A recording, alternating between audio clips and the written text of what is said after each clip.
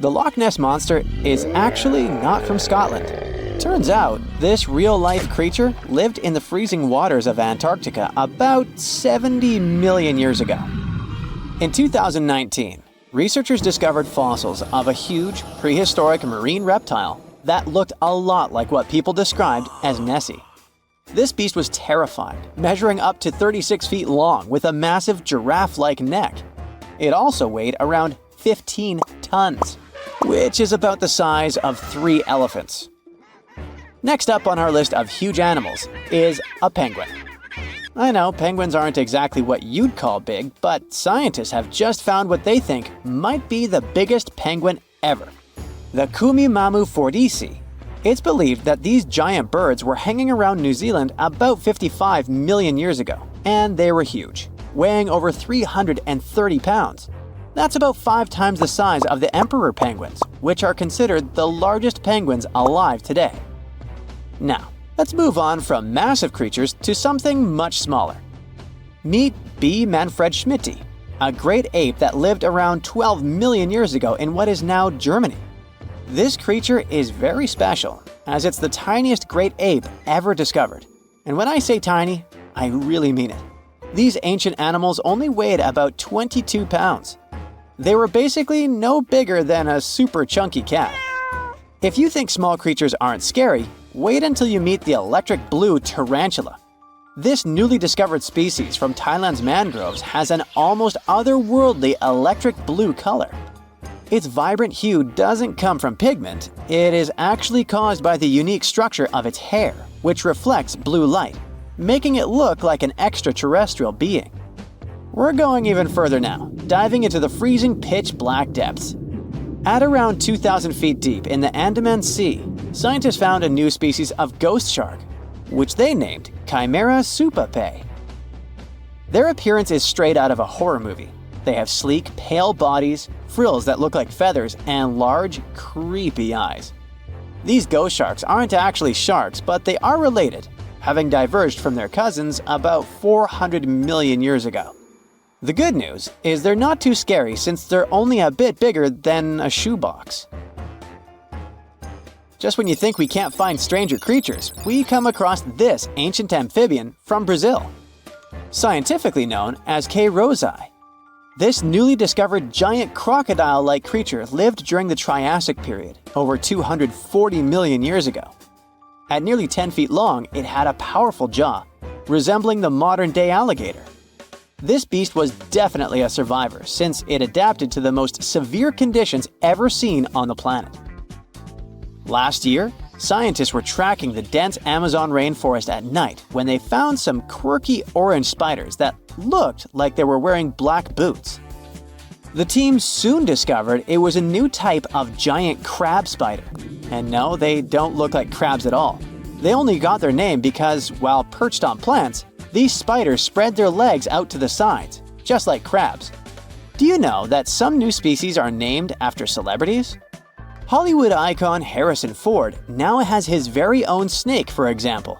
Discovered in Peru, T. Harrison Fordy honors the actor famous for his role as Indiana Jones, an archaeologist with a notorious fear of snakes.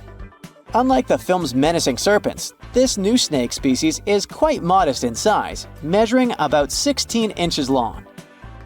We also have the Rampholion princei, a small new species of pygmy chameleon from Tanzania that was named after US rapper and poet Prince Iya. He received this honor because of his work raising awareness about global environmental issues. Another celebrity namesake is DiCaprio's snail-eating snake, which hangs out in the shrubs of Panama's forests. This S. irmelindi caprioi is about 15 inches long and spends its nights on palm fronds looking for snails and slugs. Its round eyes look like glowing coals that can be a bit scary, but overall, the creature is super chill. Even when it feels threatened, it doesn't bite. It just coils up around its head and gives off a really bad smell. Now something a bit more sinister. Meet Venomius tomhardii. Does that name ring a bell? Exactly. This new species of spider was named after Tom Hardy's portrayal of the infamous Marvel character Venom. And all because the black spots on the spider's abdomen reminded researchers of the famous anti-hero. Most spiders of this species were found in Australia at night, sitting in their elaborate webs in forested areas near the coast. When disturbed, these creepy crawlers often hide in silk-lined hollows in tree branches. We've also got something for the Lord of the Rings fans. In the vast and warm waters of the Amazon River, scientists have just discovered a new species of pacu. This fish is a relative of the terrifying piranha, with a plant-based diet and human-like teeth. It was named Myloplus sauron because of a bold vertical black mark on its side, which reminded researchers of the fiery eye symbol of the villain Sauron from Tolkien's epic saga. Wait, is that a tanned capybara or a wild dog? Well, actually, it's neither. This is a newly discovered dwarf deer. This tiny creature, about the size of a basset hound, scurries through the forests of Peru. The combo of large eyes, stocky body, and short legs makes this animal simply adorable. This cute little deer is the complete opposite of what we've got coming up next. This bizarre-looking creature is what we believe the beast of 5 teeth might have looked like. Its fossils, found in Chilean Patagonia, showed that it lived during the age of dinosaurs, about 72 million years ago. This finding is just another piece of evidence that mammals had been roaming around that part of South America much earlier than we thought. Moving from the forests of South America to the deserts of Australia, we come across a sand dragon lizard, known scientifically as Cteniferus tayacalpa. With its sandy color and long, lean body, this lizard looks like it could star in a Dune movie. Discovered last year, this sand dragon lizard blends in perfectly with the hot sands of the Great Victoria Desert in southern Australia. For over 10 years, a large-eyed creature managed to hide from scientists who ventured into the mountains of southwestern China. But not this time. In 2023, the group finally managed to take photos of 7 frogs that didn't match any known species.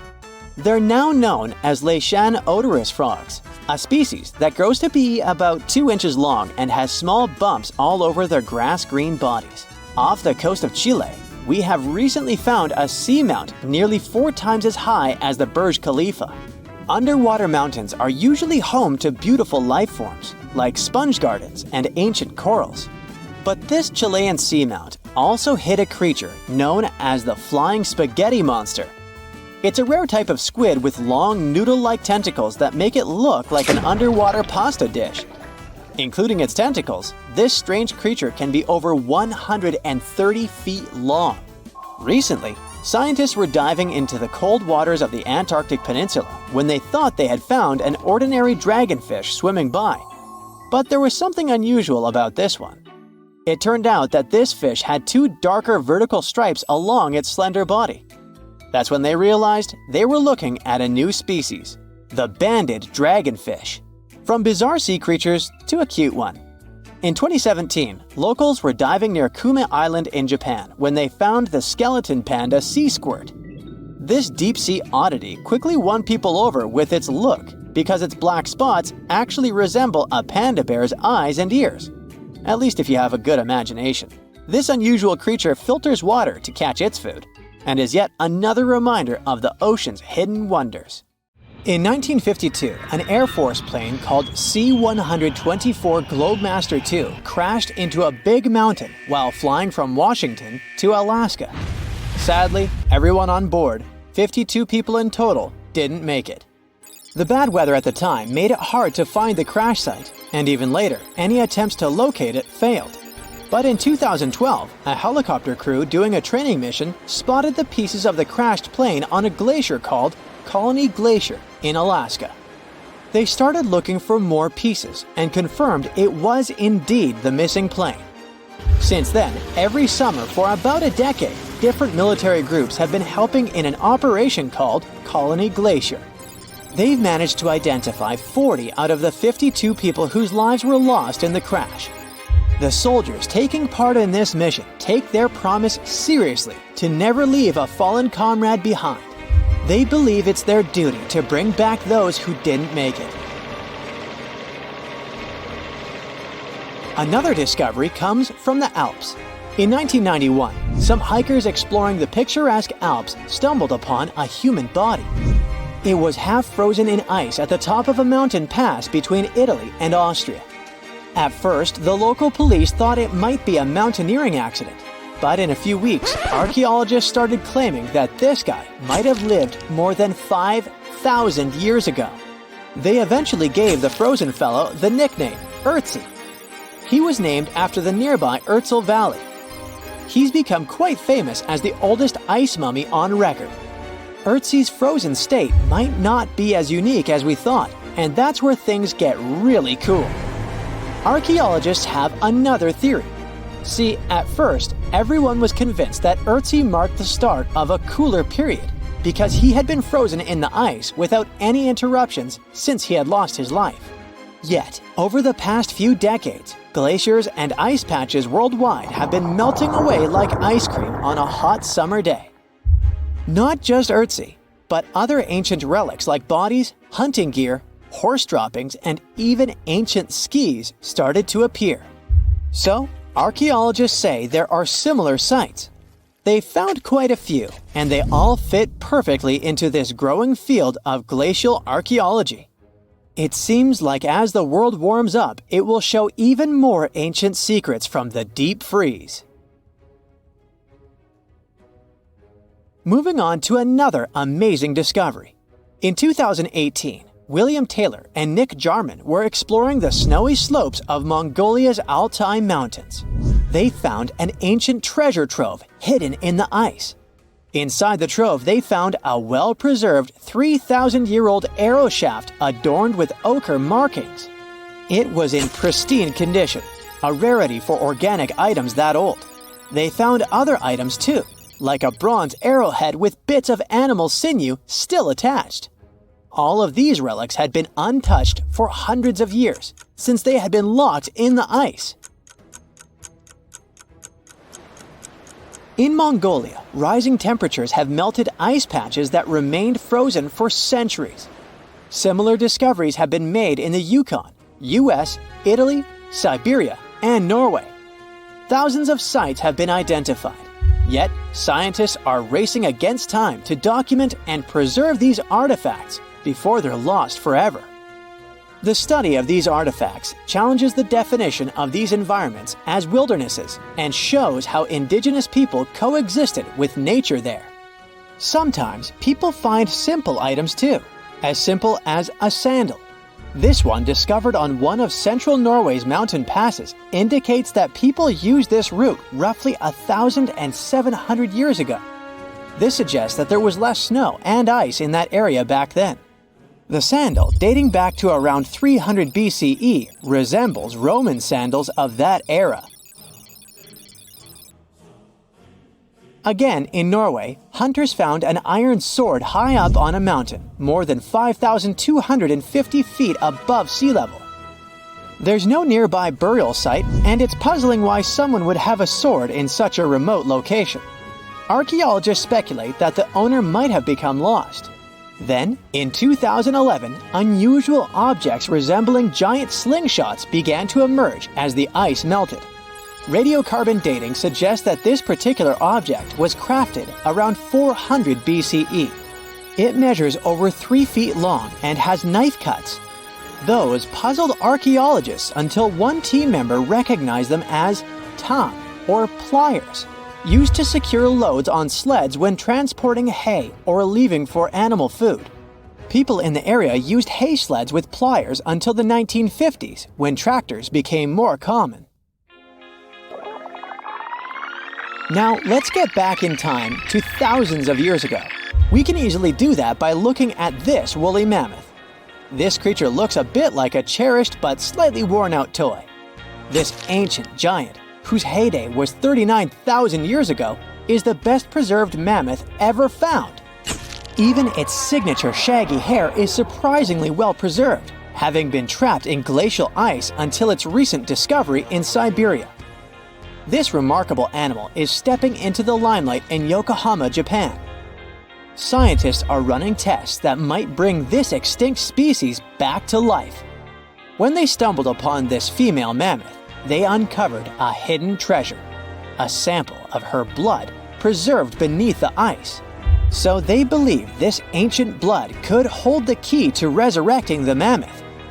They also found well-preserved muscle tissue. She was between 50 and 60 years old when she met her icy fate. The discovery of mammoth blood has reignited debates about the ethics of bringing back extinct creatures, like in Jurassic Park. Their ambitious plan is to implant an egg into a living elephant for a 22-month pregnancy, hoping that at least one living mammoth cell might survive. Hop on, we're going to the French Alps. We are at a spot not far from where an Air India plane tragically crashed 46 years ago. We're accompanied by a diligent mountain rescuer and his neighbor. They went to this area after a bunch of tourists had noticed a strange-looking thingy on a glacier. It was a bag. The Indian embassy in Paris got wind of it, and it was all set on getting that bag. What makes it kinda cool is that it had diplomatic mail and Ministry of External Affairs written on it. The Air India flight was on its way from Mumbai to New York when it took a nosedive in January 1966. It took 117 people on board down with it. Guess what else was inside the bag besides the soaked diplomatic mail? It had a stack of old Indian newspapers. So, alongside those, they also found bits of the plane's cabin, a lone shoe, and a bunch of cables. Totally unexpected treasures on that mountain. During the summer of 2013, scientists stumbled upon a message left behind by a geologist named Walker, who had placed it there 44 years before. That message sort of served as the man's last testament. He passed away just a month after hiding the bottle in the rocks on the island. The content of the message was quite astounding.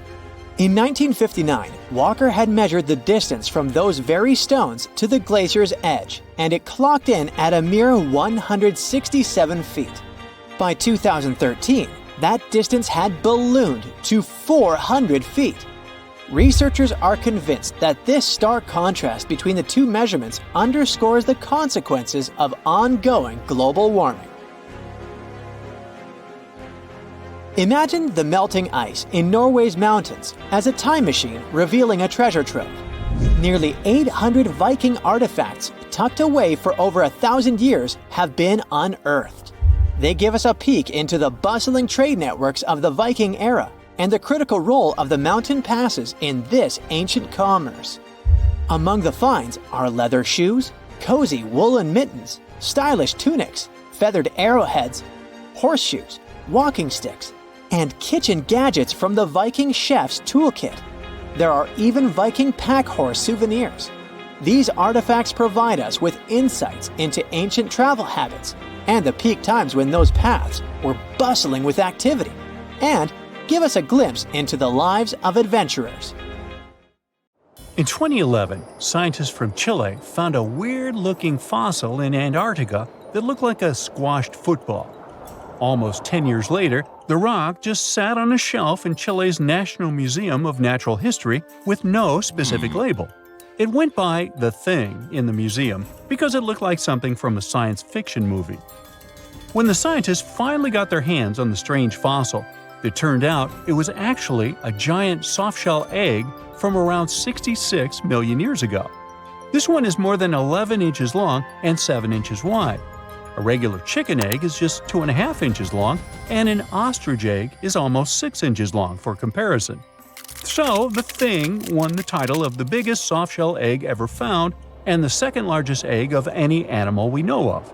The only bigger egg that was ever found was that of the extinct Madagascan elephant bird, which is also 1.5 times as tall as Michael Jordan. The bird, not the egg. The Antarctic egg is also special because it's the first fossil ever found in this part of the world. So, whoever left it there must have been one big creature, probably a giant sea turtle that lived long ago, like a mosasaur. This is surprising because most scientists thought these creatures didn't even lay eggs. So this discovery could change what we know about them. The egg is also unique because it has a thin eggshell and no pores, which is totally different from most dinosaur eggs. It actually looks more like the eggs of lizards and snakes, but it came from a giant creature related to these animals. No known dinosaurs or flying reptiles from that time and place were big enough to lay such a huge egg, so it must have been a mosasaur after all. But we can't be 100% sure. Scientists did a lot of work and studied 259 types of living reptiles, like lizards and snakes, and their eggs. From this, they figured out that the mommy who laid the egg was probably at least 23 feet long, not counting her tail. During the late Cretaceous period, this part of Antarctica might have been like a nursery. Paleontologists have found bones of tiny mosasaurs and plesiosaurs in the same area, along with bones from the grown-up ones. Archaeologists in Norway made another cool but literally discovery and found dozens of arrows that had been hidden in ice for 6,000 years. They were melting out of a large ice patch in the high mountains, covering an area of about 45 football fields. In 2014 and 2016, when the summers were extra warm, scientists went to an ice patch called Langfoni to look around. They also found lots of reindeer bones and antlers there. Some of the arrows were whole and some in pieces, along with 5 arrowheads around the melting ice patch. This is more arrows than have been found at any other frozen site in the world. Some of the 68 found arrows date back to the Neolithic period, and the newest ones are from the 14th century of the Common Era. Ice is like the perfect time machine that can preserve whatever ends up there in an almost perfect condition. Langfoni became famous as one of the first ice patch sites after a local hiker found a 3,300-year-old leather shoe right next to its edge. Scientists are studying places like this to understand how people use these sites and how the ice patches from Norway to North America changed over time. Now, once upon a time, around 32,000 years ago, to be exact, a squirrel buried some seeds near a river in Siberia. Am I the only one getting the Ice Age vibes? Anyway, these seeds belong to a plant with cute white flowers. Thousands of years later, a group of scientists found these seeds buried deep in the frozen ground, about as far down as a 12-story building is tall. The seeds were surrounded by ice and bones of animals, like mammoths, bison, and woolly rhinoceroses. The mature seeds had been damaged, maybe by some squirrel, but some of the younger seeds still had good plant parts inside them. The scientists carefully took those out and put them in small containers to help them grow. And here comes the coolest part. They were able to grow the plants. Their flowers were shaped a little differently from the flowers of the same plant that grows today. After a year, the Ice Age plant even made new seeds. Based on this, the scientists suggested that permafrost could be a depository for an ancient gene pool, and we could find extinct species there and bring them back to life. Scientists on an icebreaker in Antarctica were looking for whales, but found something way more unusual. The camera behind the ship, which is as heavy as a car, detected 16 million icefish nests on the floor of the Weddell Sea. The nests were located about every 10 inches in all directions and covered an area of 93 square miles, which is slightly bigger than the whole of Washington, D.C. The colony even had a distinct border, which was a line in the sand. The scientists were in the area because they were studying a special spot in the ocean where the water was a little warmer than the water around it. In this warmer water, they found tiny animals called zooplankton near the top. When the young icefish hatch, they swim up to this area to eat the zooplankton before going back down to the seafloor to grow up and have their own offspring. Since there was so much food, it made sense to see icefish in this warm water. But they didn't expect to find such a huge number of icefish nests, much more than anyone had ever seen before. New Zealand's Antarctic Heritage Fund found some old photo negatives in a hut in Antarctica. They turned out to be unique images from the Ross Sea Party. It was a famous failed expedition led by Ernest Shackleton. He wanted to become the first person to cross Antarctica by land, from the Weddell Sea to the Ross Sea, passing through the South Pole. But things went wrong when their ship, the Aurora, was blown out to sea. They had to use the hut from another explorer, Captain Robert Falcon Scott. His goal was to be the first person to reach the North Pole, but sadly, he didn't succeed either. The negatives were made of cellulose nitrate and were found stuck together in the small box. The Trust took the negatives back to New Zealand, where they carefully separated them and discovered 22 hidden images. Many of the photos were damaged, but the Trust could still recognize some familiar places around McMurdo Sound, a well-known area in Antarctica. No one knows for sure who took the pictures.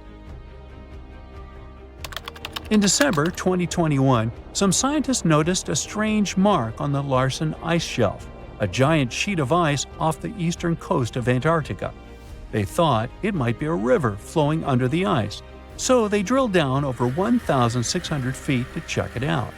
They expected to find water, but they didn't expect to see that the water was full of fast-moving creatures called amphipods. The scientists also found that the water in the underground river had unusual layers of currents moving in different directions, which they still don't fully understand. Another surprising thing happened during their research. On December 20th of the same year, a volcano erupted far away in Tonga, and the pressure waves from the eruption were detected all the way down in the ice river in Antarctica.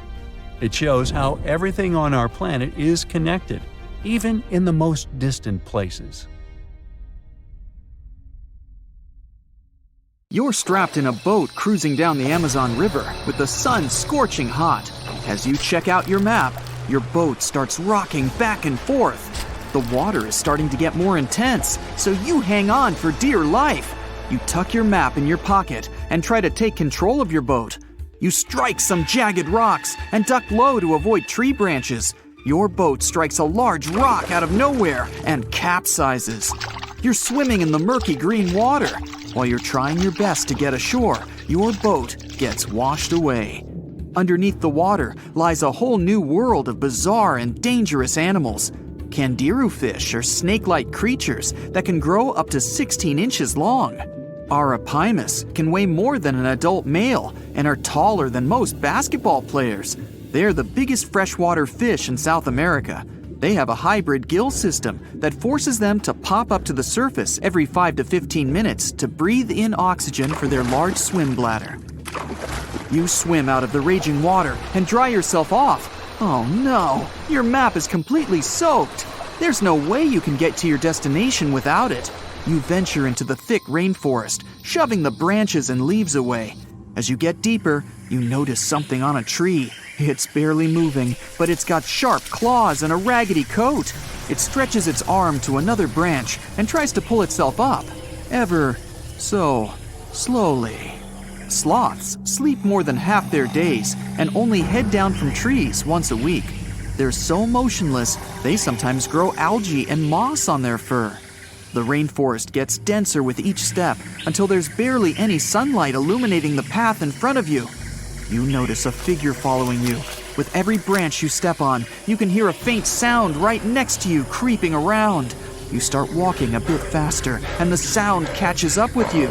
You make it out of the dense part and tread along a narrow path until you reach a cliff. You can't walk normally here, so you pin against the wall and walk sideways to cross the hills. You slowly move across with the river 30 feet below you. You move your right foot, and some rocks fall into the river. You keep going and misstep. You're about to fall, but you hold on to a large tree branch and pull yourself up. You notice a couple of colorful poison frogs inches away from your fingers. Touching any of these frogs can be extremely dangerous and harmful, despite their amazing color patterns. The golden poison frog is one of the most poisonous animals in the world.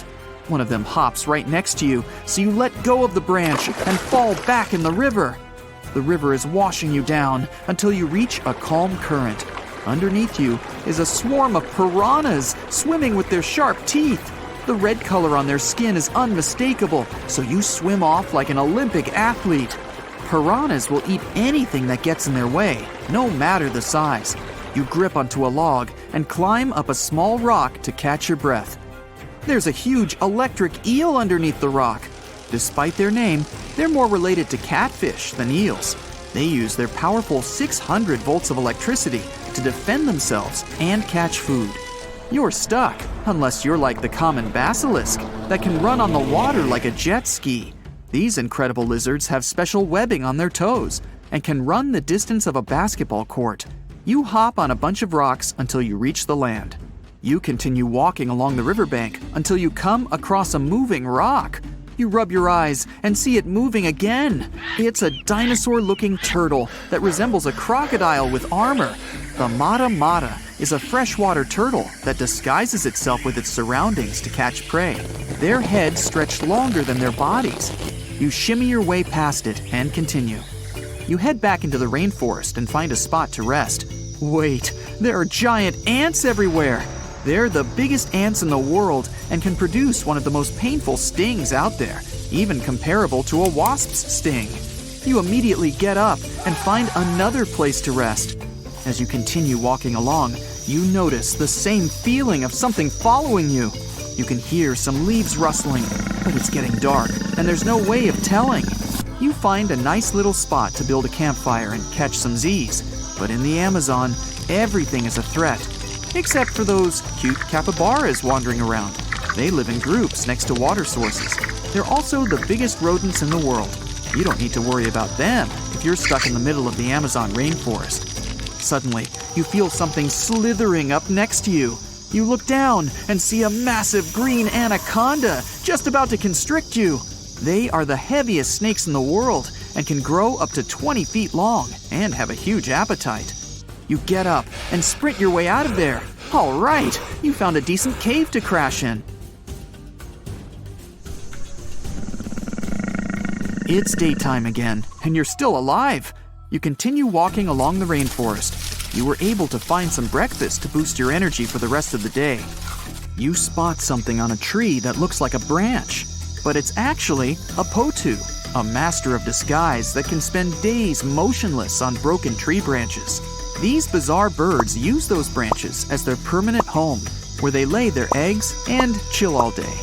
You continue your way through the rainforest and see a Brazilian wandering spider crawling on a tree branch right in front of you. 8 of these species can be found in the Amazon area. They are some of the most aggressive and venomous spiders out there. So, you make a big detour and walk away from it. You feel someone walking next to you again, but you still can't figure out what it is. You see a steep cliff with a waterfall hitting a large lake ahead of you. Looks peaceful, until you see a team of black caimans gathering around the shore. They're the biggest predators in the whole Amazon ecosystem and feed on anything that moves. It's a good thing you're on high ground, otherwise, whoa! You slip and fall down the river, right on the deep end. So far, no caiman spotted you. You swim underwater and try to get to the opposite end of where the reptiles are. As you climb out and dry yourself off, you notice some large black spots on you. You try pulling them off, but they've latched on pretty hard. The Amazon giant leech finds its target by tracking movement and shadow. Once they attach themselves to the skin, it's extremely difficult to extract them. The best way to do so is to slide your finger next to its mouth and pull it off slowly. Ugh. You manage to get them off your body and see that the caimans are swimming towards you. You're pinned to the wall with the lake of hungry reptiles approaching. Suddenly, a pink dolphin jumps out of the water and splashes all over them. They can grow larger than humans and are the celebrities of the Amazon. Scientists think they get their color from the blood capillaries on their skin. The Amazon even has bull sharks swimming around. These carnivorous giant fish are threatening to humans and can swim in both saltwater and freshwater. These sharks prey on anything within their reach, including other sharks. The dolphin distracted the caimans, so you climb up the cliff and try to find the best way to escape. Opened jaws waiting for you to fall into the pit are right below you. You're lucky enough to escape to the top, but as your arms pull you up, the first thing that you see is a jaguar looking straight at you. It's the creature that's been following you this whole time. You get up while it starts circling you, timing its strike. You know that you can't take on a jaguar, nor can you outrun it, so you grab a large tree branch from the ground to defend yourself. It jumps at you, but you duck down in time. The jaguar lands in the water far away from the caiman crocs. It's a good thing these large kitties are excellent swimmers. You pick yourself up and continue. And to your surprise, you find your boat again. You fix it up and sail your way out of the Amazon. Whew! The deeper you go, the creepier they get. You're about to travel to the darkest ocean depths and check whether this claim is true. Are the creatures living there as scary as people think? You go 120 feet down underwater. Pay close attention to the bottom under your flippers. Oh my, what's that terrifying face half hidden in the sand? That's the northern stargazer. You can meet this fish in the eastern United States. It buries itself in the sand until unsuspecting prey gets near. Then, the nightmarish creature electrically shocks the poor animal and dines on it. You are moving deeper to 240 feet under the surface. That's where you spot a colorful, puffy creature, no more than 1 foot long. It's the sarcastic fringehead. At first, the fish seems to be harmless. Only unless it's provoked. When this animal is agitated, it opens its huge mouth to fend off predators. This defense tactic is a sight to behold, both surprising and frightening. Luckily, the fish is no threat to people whatsoever. The creature you see next can comfortably live in shallow waters, but you meet it at a depth of 900 feet. You don't even need to wonder why the animal's called the Game of Thrones brittle star. Unlike starfish that slowly crawl across the seabed, this creature moves fast. It wriggles its long, flexible arms to get from point A to point B. Its body is protected by a hard calcium carbonate shell.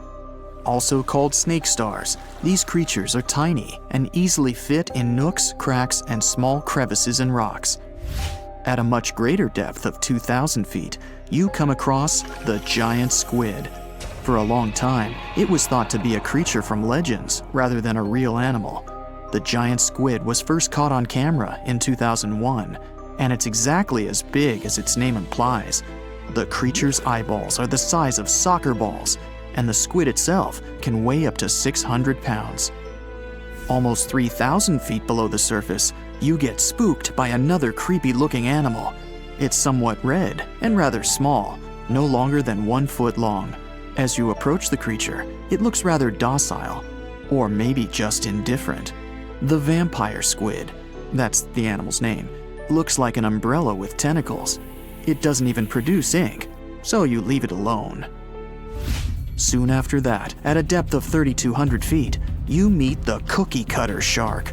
This creature is a parasite. It attaches itself to big fishes, dolphins, whales, and sometimes even people. Then, using its neatly arranged serrated teeth, it gouges out cookie-sized pieces of meat. This nasty glowing animal doesn't grow larger than 20 inches and lives in the ocean twilight zone. At a depth of 3,300 feet, the light becomes a rare and valuable thing. The animals living that far away from the surface have to evolve unusual features to survive. That's how the barrel-eye fish ended up with a transparent head and 2 super-sensitive barrel-shaped eyes. Right now, pretty much like always, they're pointed upward, allowing the fish to see potential prey and you.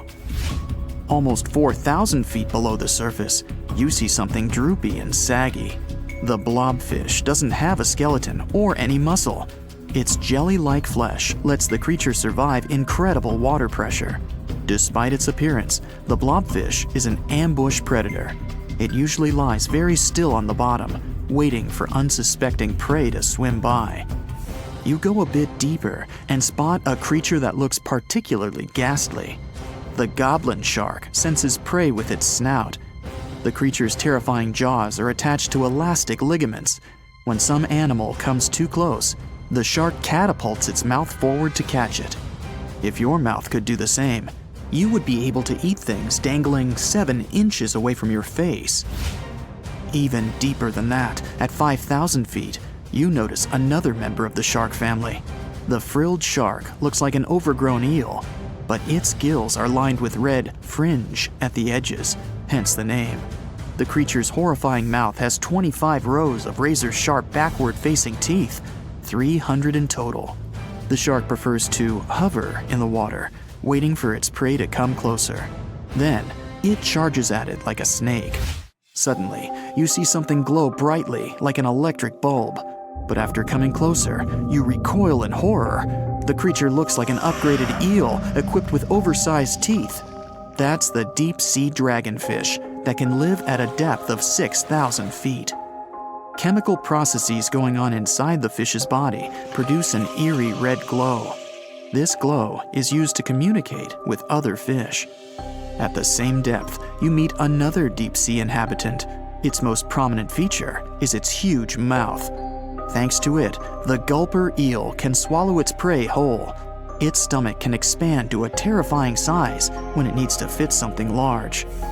At a depth of 6,600 feet, you come across an angry-looking creature with a fishing rod over its head.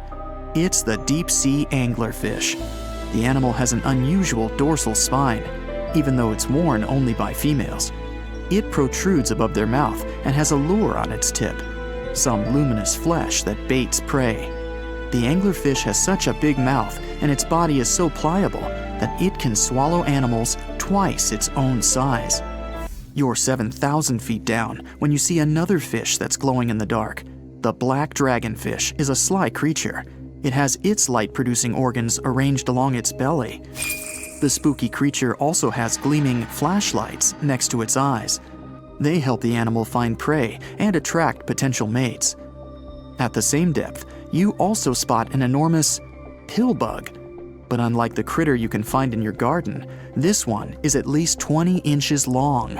That's the giant isopod, and it is, indeed, related to the roly-poly, as well as crabs and shrimps. These creatures may look somewhat scary, but they're harmless. They feast on other deep-sea animals only after those have passed away.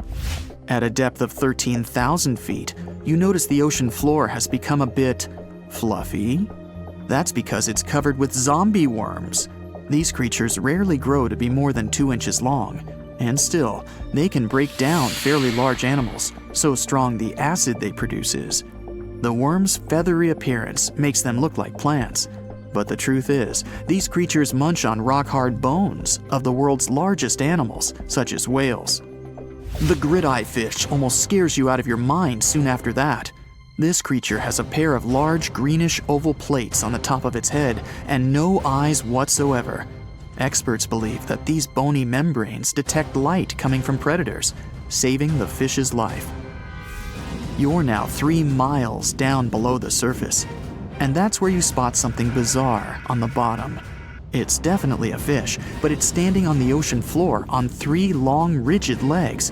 Ah, it's the tripod fish. Curious rather than scary. This creature has adapted to the almost complete darkness by giving up on its vision. It has to rely on vibration and touch to sense prey. And then, the fish uses its fins as hands to transport food directly into its mouth. You don't have time to go any deeper before you spot the faceless fish. This slightly off-putting creature has no eyes, and its mouth, smiling a Mona Lisa smile, is underneath its body. For the first time, the faceless cusk, which is the creature's official name, was seen more than a century ago. The next time it happened was only in 2017. Once you've reached a depth of 6 miles below the surface, you see deep-sea cucumbers. These bizarre creatures are much bigger than their shallow water relatives. They spend most of their time on the sea floor. But if they need to escape predators, they are able to swim away. Deep-sea cucumbers have bright purplish coloring, tiny feet, and tentacles that surround their mouths. Cute. The question is, why do these deep-sea creatures look so scary? Life is very different there, at the bottom.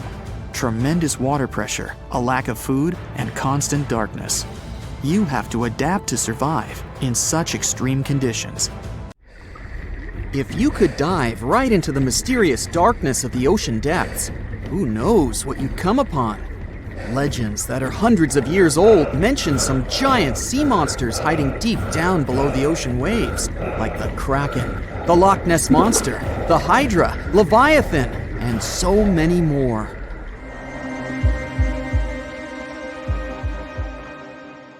Okay, no one has ever seen such monsters, But there are still weird and unusually big sea spiders, squid, worms, and many other animals that grew way more than we'd expected. Take a look at the colossal squid from sub-Antarctic waters. It's around 14 times longer than the arrow squid that lives near New Zealand. And deep down in the Pacific Ocean, there's a sea sponge as big as a minivan. Oceans contain about 96.5% of all water on our planet. Up to 80% of all life on Earth we've discovered is under the oceanic waves. We haven't explored, mapped, or even seen more than 80% of the ocean. In fact, we've mapped Mars better than we have the ocean bottom. The pressure down there is insane, and it would make you feel like you're holding up almost 50 jumbo jets. And temperatures at such depths are extremely low. Conditions deep below the oceanic surface are harsh, so creatures that live there need to adjust. That's why many of them grew very, very big to survive. Creatures that live in cold, dark depths are so big because of a phenomenon called deep sea gigantism. The deeper you go below the oceanic surface, the less sunlight there is. That's why the temperatures drastically fall. The result of this is increased cell size and longer life of creatures. Also, these creatures don't have as much oxygen as the marine animals that live in shallower parts, and their food sources are minimal. Much of the food they get comes from shallower waters, and only a little bit trickles down to the deeper parts. And when there's not enough food, being large is an advantage. Larger creatures can move farther and faster to find something to eat. Their metabolism works slower. They don't digest the food that fast, so they can store food and conserve energy for hard times when they can't find anything to eat. They don't need to regulate their body temperature either, which also helps them save some energy, which they can then transfer to other body processes. They mature more slowly and later than those living in shallow waters. The majority of fish species that dwell in deep waters live 30 years or even more. Orange roughy fish, on the other hand, live up to 150 years. This fella grows 24 feet in length and weighs up to 1.5 tons. But it grows to be so big for centuries. They start looking for partners when they're 150 years old. And they can also live this long because there are not so many predators at such depths. Also, there are no humans or other things that can disturb them or endanger their existence. At such depths, the environment is pretty stable, so many animals there are like living fossils because they probably haven't changed in millions of years. The first 650 feet of the ocean's depth are considered to be the open ocean. The majority of the marine life we've discovered lives there, since that's the area the sun can still reach. And then, as you continue going deeper, you reach the twilight zone. It seems like nothing lives there. But at about 820 feet, you see a small oasis of ancient life blooming. For example, there are sea lilies, animals that have been living at such depths unchanged for millions of years. Coelacanths, another living fossil, have been living in the ocean for more than 360 million years. Hagfish haven't changed in a very long time either, for over 300 million years. This creature lives at depths of 5,500 feet. They evolved before the rest of the vertebrates, which is why this is the only living animal without jaws or a spine, even though it still has a skull. Deep-sea creatures can't survive in shallow waters. They've evolved to live in depths under bigger hydrostatic pressure. Humans and other organisms that have internal spaces filled with gas would end up crushed if we could go to such depths. That's why deep-sea divers always need to wear special dive suits designed for surroundings with higher pressure, even though they're not going that deep to the areas where these giants live.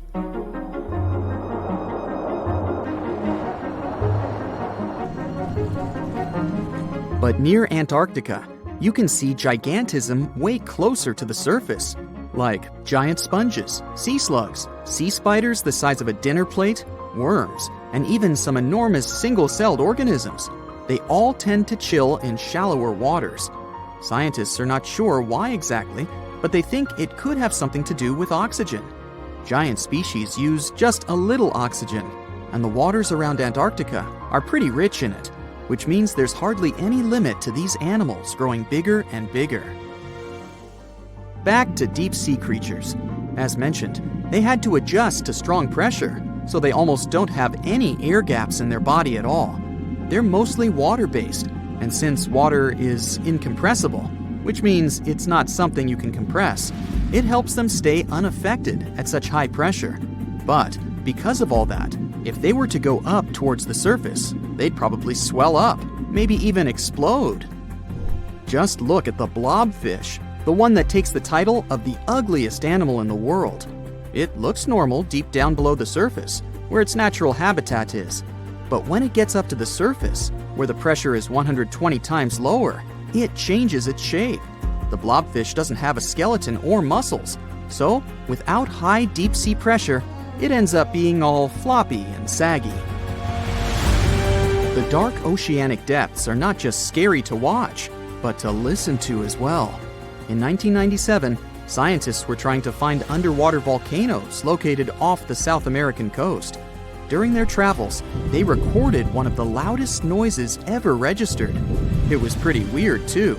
It was so loud, even sensors from more than 3,000 miles away managed to pick it up. They later called it the bloop. It took them 15 years to conclude the sound came from an ice quake. That's when seismic activity breaks frozen ground. Water at the bottom of the ocean is not always extremely cold. There are hydrothermal vents on the seafloor, and the water that comes out of them can be up to 750 degrees Fahrenheit. Powerful pressure, yep, the same one that would crush you, is something that doesn't allow the water to boil. There are hundreds of animal species that live near deep-sea hydrothermal vents. Some of them, such as tube worms, are not like anything we have seen before. These worms absorb chemicals from vent fluids. That's how they feed bacteria that live in them. And in return, those bacteria give them the carbon the tube worms need to survive. 2/3 of all of the coral species scientists discovered live in dark, deep, and extremely cold parts of the ocean. Some even live in parts that are 3 miles deep. They can survive at low temperatures, such as 28 degrees Fahrenheit. Some of these cold water corals are more than 8,000 years old. They form amazing structures that can rise up to 115 feet tall. The deep is not just a mysterious world of unusual creatures. The landscape under the oceanic surface is magnificent too. The canyons hiding there make even the Grand Canyon seem small. For instance, check out the one located in the Bering Sea, the Jemchug Canyon. Its vertical relief is more than 8,500 feet deep. That's huge. The largest ocean waves are not the ones you can see from the shoreline.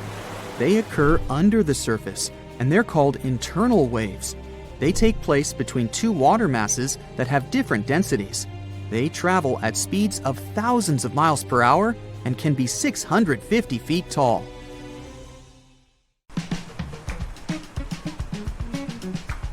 Can you swim? Good. Because you're going on a journey to the deepest point of the Pacific Ocean. Now, put on your flippers. The very bottom of the Mariana Trench is awaiting. Now, get in the water. Really, come on. All right. 1 foot underwater. That's the depth you can swim with no special gear like a mask. Hey, look, must be some tourists. Or whales. 10 feet underwater. That's a little deeper than the public pools and beaches around the United States. You can see colorful fish and even phytoplankton that feed on the sun's rays. 26 feet down. This is the depth at which the foundations of the floating city of Venice in Italy stand. Builders laid columns at that depth on which they later built houses and streets. 30 feet underwater. You start to feel a lot of pressure. When you're on the surface, you're under atmospheric pressure, 15 pounds per square inch. But here, at 30 feet, that pressure is doubled. All the air pockets in your body, like your lungs or ears, begin to compress from this pressure, giving you discomfort. But no worries, your organs are soft and elastic, so you can keep diving. 40 feet underwater. Oops, you're running out of air. An average person can hold their breath for 30 to 90 seconds. The current record is an incredible 24 minutes and 37 seconds. Gasp. Okay, you'll need some diving equipment to continue your descent. There you go. Thank you very much. Tourists dive to this depth to look at reefs and corals. You don't need special skills for that, but you can't dive any deeper without training or a license. 45 feet down. Be careful. There's sharks swimming here looking for food, like you. Sometimes tourists descend to this depth in a safe cage to see the sharks up close. You're better off staying away from these predators and not attracting their attention. So make sure you're not wearing any bright and shiny jewelry. Sharks love that kind of thing. 62 feet underwater. You could see the Aquarius Reef Base Lab in Florida at this depth, if you were in Florida. It's really an entire building with rooms for exploring the seafloor, accessible through a hatch. 105 feet down. You see a strange bell hanging from a chain. People used to use these things for deep diving about 400 years ago. They'd lower a bell on chains with divers inside from a ship. There was enough air inside the bell for them to breathe. That way, they could explore sunken ships with treasures. 140 feet. At this depth, you could find an entire sunken city in Qianda Lake, China. You can still see streets, houses, and temples there. 330 feet. Whoa! You almost hit a huge blue whale. How could you miss it? These guys, the size of 2 train cars, usually dive to that depth. Shh! Let's listen to them sing for a while. It's beautiful. Now, let's keep going. 660 feet. This is where most of the ocean life ends. Sun rays hardly penetrate any deeper into the water. Everything below are unusual fish like this angler. They have such an unusual appearance because they have to adapt to the high pressure here. 702 feet underwater. This is the last mark where you'd see a human without diving equipment. This man holds the title of the deepest man on Earth, and he's the only one who has managed to get to this depth. The water pressure on his body here was 20 times greater than that on the surface. 985 feet. Ooh, what was that sound? Whoa, that's a submarine. That's the maximum depth they can dive to. Some of them can reach speeds of 26 miles per hour. Fun fact, an ostrich can run twice as fast, but she can't swim. 1,090 feet. Say bye to this scuba diver. You won't see them any deeper than this. The world record was set in the Red Sea. It only took the diver 12 minutes to reach this depth, but it took him a whole 15 hours to return to the surface to avoid decompression sickness. So now you get an atmospheric deep diving suit. It's completely sealed, and you won't feel the insane water pressure on your body in it. 1,454 feet. If you stuck the Empire State Building in the water, its tip would be here, and all the carpet inside of it would be wet. 2,300 feet down. The water pressure here is 70 times greater than on the surface. The flexible plastic parts of your suit can't withstand that kind of pressure. So here's some urgent delivery. It's an ultra-deep submersible. Now you can continue your dive all the way down. 2,717 feet. Here you'd see the tip of the tallest building on Earth, the Burj Khalifa. All right, who's sinking all the tall buildings around here? 5,387 feet. This is the depth of one of the oldest and deepest lakes in the world, Lake Baikal. Its area is slightly larger than the entire country of Belgium. 8,040 feet. That's the record depth the Perdido oil platform reaches in the Gulf of Mexico, and its above-water part with 3 decks is almost as high as the Eiffel Tower. 11,962 feet. This is the average depth of the Atlantic Ocean. You can see a huge tube as wide as a giraffe's neck, and it just seems to be endless. True, this cable connected Europe and North America and used to serve for telegraph communications. 12,303 feet underwater. Suddenly, in the darkness, you see the outline of a ship. No way! That's the Titanic itself. The intense water pressure would crush a person at this depth, so you can only dive down to the Titanic in a submarine. 13,123 feet. Whoa! Here would be the end of the deepest mine in the world, Mponeng Gold Mine in Africa. But you still have deeper places to go. Let's speed up. 20,000 feet. Here you can see the deepest debris of an old ship. The USS Johnson sank more than 70 years ago. You can still clearly see the number 557 on its bow. 26,200 feet. Here, in this total darkness, you'll find the deepest fish in the world, the Mariana snailfish. They're as long as a domestic kitten and have almost transparent skin. Their eyes are poorly developed for vision because the sunlight never reaches this deep. 29,030 feet. If you take Mount Everest, flip it over, and stick it into the Marianas Trench, this is exactly where you'd see its tip. Even though this is the highest point on our planet, you'd still have a lot deeper to go. 35,755 feet down. Here, in the Challenger Deep, you'd still see life. You'd need a microscope for that, though. Bacteria living here feed on organic molecules, similar to oil. A little deeper? Congrats! You've touched the bottom. It's 36,070 feet deep. The pressure here is 1,071 times higher than on the surface. But you're not the first person to have been here. One of the last expeditions to the bottom of the Mariana Trench was in 2012. An American filmmaker descended here in a submarine he designed himself. But the pressure broke some of the engines, so it was hard for him to maneuver here. The sonar was also damaged, and some of the batteries drained. He was in the Challenger Deep for about 3 hours and took many pictures and videos. If you look closely at the bottom itself, you can see bubbles. It's carbon dioxide and liquid sulfur. It's freezing here because of the extreme pressure and temperature close to freezing. But there's still life here in these harsh conditions. The 3 microorganisms are most common here: xenophyophores, amphipods, and small sea cucumbers. There's so few of them because they don't have enough food down here. Usually, there's a lot of palm leaves on the ocean floor, which get there from the land. But the Mariana Trench is 124 miles from the nearest islands. So the only food here is old plankton and fish scales from the ocean's upper layers. But it needs to travel tens of thousands of feet to become food for the bottom dwellers. But can you go even lower into the crust of the Earth? Well then, you'll need to unleash your giant drill and fire up the jet engines. You're pushing another 36 miles through the Earth's crust, and here is its edge. You've entered the upper mantle. It's an ocean of hot lava, 1,800 miles deep. You have to literally swim through this, reaching the outer core, another 1,400 miles deep.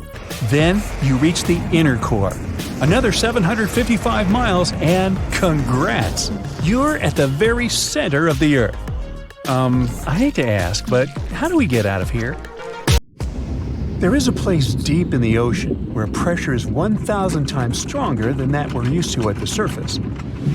This force is enough to turn an unprotected human into dust instantly. Well, maybe more like mud. Anyway, that's why explorers need some serious preparation and equipment to survive in such extreme conditions down in the Mariana Trench. It is as wide as 20 national malls in Washington, D.C., and about 1/5 as long as the diameter of Earth. People who went all the way down describe it as a chilly, quiet, and very peaceful place. They saw a bright blanket of red and yellow rocky outcrops, and there was a whole variety of unique, small, translucent animals. The popular myth is that more people have gone to the moon than to this deepest place on Earth is not true, though. In total, 24 humans flew to the moon, and at least 27 brave souls dove down to the Mariana Trench. Most of them were explorers and not proper scientists. They just go there for the thrills and also to collect video evidence of different wildlife, geological formations, and human-made objects. Humans started traveling around space and into the ocean depths at around the same time. The first moon landing was in 1969. And the first person to go down the Challenger Deep, the deepest part of the Mariana Trench, did so in 1960. This unusual location got its name after the British ship HMS Challenger, which first located this massive drop in the ocean floor at the end of the 19th century. It would take 8 more decades before the first human went down to it. Explorers didn't manage to do it in a conventional submarine. They used a type of submersible called a bath escape. The Swiss oceanographer Auguste Piccard designed his own in 1953. 7 years later, the submersible managed to do the impossible.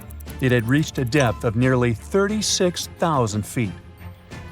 But what explorers saw was merely a fraction of the trench's full size. The fact that it is so huge of the Mariana Trench is just one of the reasons why it's mostly unexplored today. The absence of light is another major issue. Sunlight is incapable of reaching such profound depths, so the entire trench from top to bottom lies in absolute darkness. Because of such conditions, the ecosystem is a lot different than the shallower regions of the Pacific. This puts immense pressure on marine wildlife. Yeah, the pun is intended. Another reason why it's so challenging to survive there is the temperature. Water freezes at 32 degrees Fahrenheit. At the bottom of the Mariana Trench, the ocean is just a couple of degrees above freezing. One of the factors that hasn't let this area turn into a giant icicle is the fact that salt water has a slightly lower freezing point. The other reason is geothermal energy that warms the ground at the bottom of these just enough for it not to freeze. That's why submersibles need to have proper insulation to navigate these icy conditions. When they reach the bottom, researchers find out that this desolate and harsh climate is home to several animal species. They encountered arrow-toothed eels, snailfish, and spoonworms at various depths. There were even strange-looking translucent sea cucumbers and shrimp-like amphipods. The biggest surprise was microbial mats thriving on methane and hydrogen from the mud. Among the species, the Mariana snailfish looks like a master of the environment that can go farther and deeper into the trench to feed on prey than its competitors. Despite its seemingly fragile appearance, the snailfish has adapted to withstand extreme pressures, a superpower it wouldn't be able to survive without. The exotic life forms that live deep down aren't normal-sized, since deep-sea gigantism makes them grow significantly larger than their counterparts in other ecosystems. One example is the giant tube worm, which can be 6 feet long. Science has a hard time explaining the exact cause of this form of gigantism. Thermal vents are just one of the possible explanations. All of these factors might help explain the huge time gap in researching the Mariana Trench. The first successful dive after the 1960 expedition came only in 2012. That's when the famous Canadian film director James Cameron went down in the Deep-Sea Challenger. Because few scientists have gone that deep before or after Cameron, there is no map of the deepest point on our planet. We know very little about the oceans that cover 2/3 of the Earth's surface. Researchers have mapped out only 5% of them so far. Science still has a lot to discover in the Mariana Trench and other unexplored places on our planet. The Amazon rainforest stands as the best example of the world's most unexplored regions.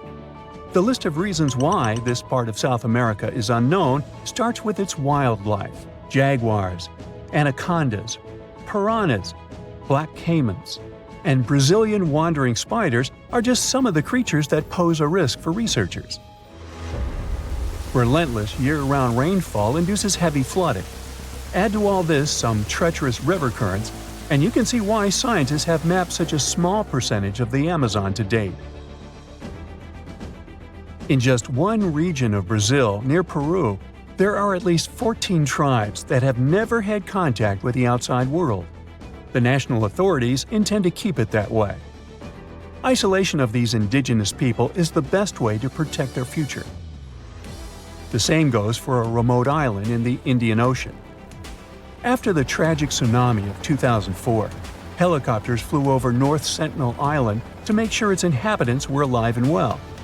Meanwhile, the Sentinelese weren't thrilled. They took up bows and arrows to drive away the unwanted visitors. This tribe is one of the last uncontacted tribes on Earth. Although anthropologists and filmmakers visited the island in the late 1960s, we still don't know much about its indigenous population. It sits a long way off any shipping lanes in the Bay of Bengal. North Sentinel has no natural harbor, and it's surrounded by a shallow reef. This makes access to the island possible only by boat. The Indian officials who lay claim to the island have prohibited outsiders from visiting the island for safety reasons. The estimates on how many people inhabit the island vary significantly, from as few as 15 to as many as 500. The island is not tiny.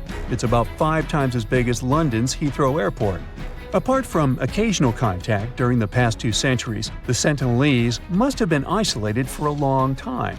They are related to other indigenous groups in the Andaman Islands, but their neighbors cannot understand a word of their language. The continent of Antarctica has no permanent human settlements at all. The only people who periodically live there are international scientists. This vast expanse of ice and snow, roughly the size of the United States and Mexico combined, still has many regions where humans haven't set foot. Satellite imagery and photos that NASA's aircraft made from the air have mapped out the entire continent. So we know where to go, but it's not that easy. The reason for this are all the adjectives that go with Antarctica. It is the coldest, windiest, driest, and brightest of the 7 continents. This makes it virtually unlivable. More than 99% of its surface is covered with a permanent sheet of ice. Its thickness ranges from 1 mile to as many as 3 miles in some places. That's half the height of Mount Everest. Now, the Himalayan range contains the world's tallest unclimbed mountain. It is also the tallest mountain in Bhutan. In the local language, the mountain's name translates as White Peak of the 3 spiritual brothers. Out of respect for the spiritual beliefs of the local population, national authorities restricted and then completely banned mountaineering at the beginning of the 21st century. To this day, there is no evidence that any climber has ever managed to successfully reach the summit of this mysterious mountain. Now, the Mariana Trench is the deepest and probably the most enigmatic place on Earth, whatever that means. Bizarre creatures such as deep-sea anglerfish, frilled and goblin sharks, barrel-eyed fish, hatchetfish, live in a crescent-shaped trench in the western Pacific. Just 3 people have ever descended down the Challenger Deep in the southern end of the Mariana Trench. There, at a depth of almost 11,000 feet, vents are bubbling up carbon dioxide and liquid sulfur. Mud volcanoes erupt under the pressure 1,000 times greater than at the surface. And so, it's no place I want to go. So bye! Get back in there. Alright, since you clicked, yeah, you're about to visit places no less mysterious and creepy than the Mariana Trench. Your first stop is Mexico, the Yucatan Peninsula to be precise. See those bottomless sinkholes filled with crystal clear water? It's fresh water that overlies salt water seeping from the sea. The sinkholes are called cenotes. The Mayans believe these natural wells were the gateways to the underworld. Thousands of cenotes, created by collapsed limestone bedrock, form one of the world's longest underwater cave systems. You can easily get lost in this tangled, mysterious network. Now it's time to visit the Caribbean. There, you'll get to a depth of almost 8,000 feet to see the Van Dam vent field. The hydrothermal vents fire out streams of muddy, scalding water with a temperature reaching 400 degrees Fahrenheit. That's almost enough to bake a pizza. These mounds are made of talc, a substance you can find in baby powder. The Van Dam vent field is an oasis for odd species. One of those is kind of a creepy shrimp without eyes. Instead, they're equipped with patches of light-sensitive cells on their backs. Now, you don't have to travel far away. The next enigma on your list is also in the Caribbean. Just off the coast of Belize, there is a giant sinkhole. It's also blue. Yep, that's the Great Blue Hole. The thing is about 1,000 feet across and more than 400 feet deep. Once, a long time ago, this hole was a cave until rising waters filled it, making it collapse in on itself. The deeper you descend into the Great Hole's crystalline waters, the darker it becomes. You see tons of stalactite-filled caves, but don't even try to enter them unless you want to get hopelessly lost. Once you reach a depth of 50 feet, you notice the water shimmer. That's the invisible line dividing the sinkhole's salty top from the freshwater abyss. Time to get out of there. Who knows what you might come across in the murky depths? Your next destination is off the Pacific Northwest coast. Almost 500 streams of methane bubbles were discovered there several years ago. Because of the bubbles, the vents got the name champagne seeps, which sounds better than the fart spas. Scientists are still puzzling over this phenomenon. Where does the methane come from? Underwater cows? Why is its temperature warmer than that of the surrounding ocean? And most importantly, what would happen if you managed to light a match somewhere near a large bubble? Methane is a highly flammable gas, and setting a methane bubble on fire, well, you get the picture. And now you're off to Iceland. The plan is to dive into Silfra, a fissure filled with pure glacier water. This 206-foot deep crack is the only underwater place on the planet where you can touch 2 continents at once. The deeper you go, the darker it becomes. The rocky landscape looks otherworldly. Divers who dare to visit this incredible place risk having their gear frozen, getting hypothermia, or not surviving whatsoever. After all, the water temperature in Silfra Fissure is about 35 degrees Fahrenheit year-round. Your next destination is Scotland. Okay, cue the bagpipes. If you dive in the Gulf of Corryvreckan, a narrow strait between 2 islands, you'll see massive underwater rocks and deep holes. They create the 3rd largest permanent whirlpool on the planet, the Corryvreckan Maelstrom. The water moves through the strait at breakneck speed. It hits the underwater rocks, and the place looks like a pot with boiling water. The waves created in the process sometimes reach a height of 15 feet, and you can still hear the roaring whirlpool from 10 miles away. It's believed the Corryvreckan Maelstrom has swallowed dozens of sailors over the centuries. They were caught unaware by the ferocity of this natural phenomenon and pulled underwater in the blink of an eye. Okay, enough bagpipes. Your adventures are getting more and more extreme. You're heading for Antarctica. There, in the Southern Ocean, you'll find the Ross Sea Ice Shelf. Say that 5 times real fast. Later, not now. It's roughly the size of Spain, with the ocean underneath containing as much water as the North Sea. Once, scientists drilled all the way down through this enormous chunk of ice. Imagine their astonishment when they found life in those extreme conditions. The researchers came across dozens of mysterious species not known before. The most unnerving were upside-down swimming fish and overturned sea anemones hanging in the frigid waters. Hopefully, bizarre places with a notorious reputation don't frighten you. Well, too bad, because you're about to visit the Bermuda Triangle. It's an area between Bermuda, Florida, and Puerto Rico where planes and ships seem to vanish in thin air. For the first time, this place attracted a lot of attention in 1945.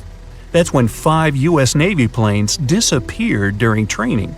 Before radio contact was lost, the flight leader said, "We're entering white water. Nothing seems right." After that, the planes with 14 men flying them disappeared. Even scarier, a rescue plane with 13 people on board never came back as well. Some people believe the mythical city of Atlantis lies at the bottom of the triangle.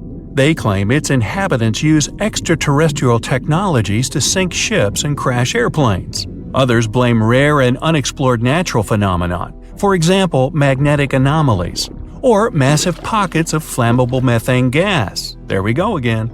Then, if a bolt of lightning ignited a giant methane bubble near a ship or a plane, this could probably make it sink without a trace, except the smell. But methane is found everywhere all over the world, and it never behaves this way. Some experts aren't sure there's a mystery to explain whatsoever. Lots of busy routes pass through this area. No wonder more ships and planes sink there than anywhere else. Now, prepare some warm clothes. You're heading for the north again. Your destination is Cape Desolation in Greenland. Nice place. In 2012, Canadian researchers were sampling the water in that area, and their equipment came back to the surface with pieces of coral attached to it. That's how a cold water coral reef was stumbled across. These unique pinkish corals can easily go without sunlight and live in strong currents 3,000 feet below the surface. Another unique spot you can't miss lies between Greenland and Siberia. The Gakkel Ridge is the deepest and most remote portion of the global mid-ocean ridge system. In some places, it reaches the depth of more than 3 miles. It's only natural the darkest corners of this underwater world remain unexplored. Fascinating chemical reactions happening at the bottom of the ridge produce hot fluids rich in minerals. They spew, like freshmen at a rush party, from seafloor vents. And since these vents are isolated from the rest of the ocean, they're hot spots for bizarre creatures found nowhere else in the world. Your next stop is just off the coast of Cuba. Circular columns, paved floors, symmetrical stone structures. That's what the Cuban underwater city looks like. What happened there? Why was a large city abandoned at a depth of more than 2,000 feet? Lots of people believe those are the ruins of a long-forgotten civilization. But scientists have their doubts. They claim the lost city is nothing but a natural phenomenon that appeared about 5 million years ago. The disc and donut structures often appear around the areas of the seafloor where natural gases break free. Again with the gases. When you come to visit the Sargasso Sea in the middle of the North Atlantic Ocean, you won't find its shores. Instead, it's surrounded by powerful ocean currents. These are the same currents that turn the sea into a gigantic convention for dense brown seaweed.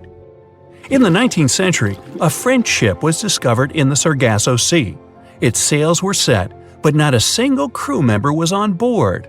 This mysterious disappearance made people believe the seaweed was carnivorous. The Sargasso Sea is indeed a weird place. It's always eerily calm and unnaturally warm, even though it's surrounded by the churning, freezing waters of the Atlantic Ocean. Could one of these bizarre places become a home to the largest marine predator ever, the megalodon? The giant shark's teeth, some larger than an adult man's hand, have been found pretty much all over the world. But since these creatures preferred warm, shallow waters, they lived along the coastlines of all continents except Antarctica. In other words, it'd be a waste of time to search for the giant predator in the depths of the Mariana Trench, in Greenland, or in Mexican cenotes. But then, could it choose the waters of the Caribbean to hide from the hustle and bustle of the modern world? Don't get your hopes up.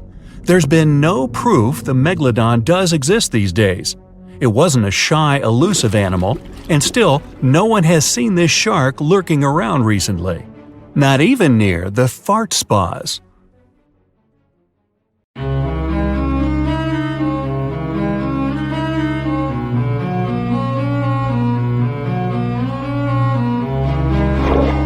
Question for you. Do you think Atlantis could be real? It remains as one of history's greatest mysteries. The legend began with Plato all the way back in ancient Greece, the tale of a civilization that formed and prospered before our own. Atlantis was supposedly a highly technological society, much like the Mayans. But, as the legend says, due to the people's greed, they were punished by a flood that destroyed and submerged their cities. Different theories try to guess Atlantis' location. Some say it was in the Mediterranean Sea. Some say it's beneath the Bermuda Triangle. But, as science has shown us, Atlantis may be only an allegory for humankind. Today, you'll discover several amazing underwater cities that you have never heard of. They existed indeed and are not just a myth. We're taking you on an excursion to the underwater city of Baia, which is on the coast of Italy. Known as the Las Vegas of the Roman Empire, Baia was a resort city. The Roman elite traveled there for recreation. Imagine an open-air spa. That was Baia. You can visit the submerged town by scuba diving and get close to that perfectly preserved, magnificent Roman sculpture, a true underwater wonder. You can spot the crumbled temples and buildings through glass-bottom boats. This is a moss-covered museum in Claudio's Nymphaeum. To your left, you can see a collection of classical Greek statues. Swimming down the Via Herculeana, you'll arrive at Villa Aprotio. Villas are Italian-style houses, and here you can admire their original marble floors. Notice the black and white patterns and the astounding shapes they make. Next, you'll arrive at Portus Julius. Can you see the collapsing wall structures at the bottom of the seafloor? you'll see well-preserved columns and limestone floors. Behold the ruins of the thermal baths of Lacus. The remaining multicolored mosaics are something great to see. You'll see their orange, blue, and green tiles if you get close enough. At Pisoni's Villa Pila, you'll see 25 preserved Roman pillars. Notice the arches, the frescoes nearby, and the magnitude of this well-kept treasure. The city was located over natural volcanic vents, so there were hot springs to be used at will. People went there looking to have an excellent time. And when I say people, I mean some of the great Roman emperors we learn about in school: Nero, Cicero, Caesar. But around the 8th century, the city was sacked and the luxurious town was abandoned. Slowly, the water level rose and the city started to drown. You are on a summer vacation off the coast of Greece, 4 hours outside of Athens, in the Peloponnese Peninsula on Pavlo Petri. You dust off your snorkel and head for a free dive on a bright sunny day. Sometime into the dive, you start noticing patterns on the seabed. 13 feet below the surface, the outline of familiar objects starts to appear, one by one. As you continue swimming, what looks like the outline of an entire city emerges before your eyes. You wonder, how could water have taken the whole city? Rocks are perfectly aligned into what appears to be the foundation of a building. Nicholas Fleming, a British oceanographer on vacation in Greece, was the person that discovered Pavlo Petri. He was documenting the seafloor artifacts. The team found the site filled with pots, storage vessels, and tools. A quern stone, for instance, is a tool used for grinding grains and turning them into flour. Multiple amphoras, which were found then, indicate that this settlement dated back to the Bronze Age, 5,500 years ago, when people started living in towns. The settlement is believed to have lasted for over 2,400 years. Pavlo Petri is considered today the oldest submerged town yet found, and it's impressive that it wasn't a simple village. It was a vibrant port city with stone-built buildings, a marketplace, streets, and even squares. Let's continue our exploration and find secrets in other underwater cities. You are diving off the coast of the Ryukyu Islands. Pacific waters are far from smooth. There's a strong current pulling you into the deep sea. Suddenly, you see a huge structure thanks to the sunlight shining down on the seabed. At first, it looks like Machu Picchu's ruins across the globe in Peru. As you approach it, you slowly figure out its form. A pyramid-shaped structure, arches, staircases. It's something that could have easily been a palace or castle. Could this also be a sign of human activity? What you just saw is known today as the Yonaguni Monument. It also goes by the name of Japan's Atlantis. The entire monument is about the size of 5 football fields and the height of a 5-story building. Its most surprising feature is its expansive terraces that host large crowd gatherings. Explorers and scientists believe that Yonaguni dates back to 10,000 years ago. But whether it is a man-made structure or a natural formation is still under debate. For Japan's top marine geologist, Professor Masaki Kimura, Yonaguni is the heritage of a lost civilization. Kimura has dived into exploring the ruins over 100 times over the past 10 years. According to him, there are clear signs of human activity down there. The triangle pool, located on the monument's surface, is a triangle-shaped concave that is a historical symbol of water fountains in the region. There is also a giant turtle carved on the eastern side of the structure. And according to Kimura, turtles have an important cultural meaning. Several pieces of stone tools have been recovered from the site. Their estimated age dates back to 10,000 years ago. However, not all scientists are convinced of the same. For many, Yonaguni is the result of thousands of years of erosion. The fact that the monument is composed of one massive rock leads them to believe that it is not human-made. The defined edges and flat surfaces resemble a natural formation occurrence in Northern Ireland, known as Giant's Causeway. A series of interlocking basalt columns look like the ruins of a palace, but they were the result of volcanic activity in the region. Well, stay tuned for more underwater discoveries. The next stop on our voyage is one of today's most famous underwater cities that has turned into an underwater archaeological park. The city of Port Royal in Jamaica exists today only below the surface. But in 1692, it was one of the wealthiest cities in the Western Hemisphere. Port Royal was the center of the British Empire at the time, and an important trade city that attracted people from all over. It was also home to real-life pirates of the Caribbean. On the morning of June 7, 1692, the people of Port Royal met a different fate than they probably expected. The bars and restaurants beaming with life woke up shaking. People were taken out of bed with the power of a massive earthquake, estimated today at 7.5 on the Richter scale. One survivor says he saw the earth opening up and swallowing the town whole. What he said could be true, as the city was mainly built over sand. The ground sucked buildings, roads, and everyone above. Geysers erupted, and finally, waves as big as 10-story-high buildings hit the city.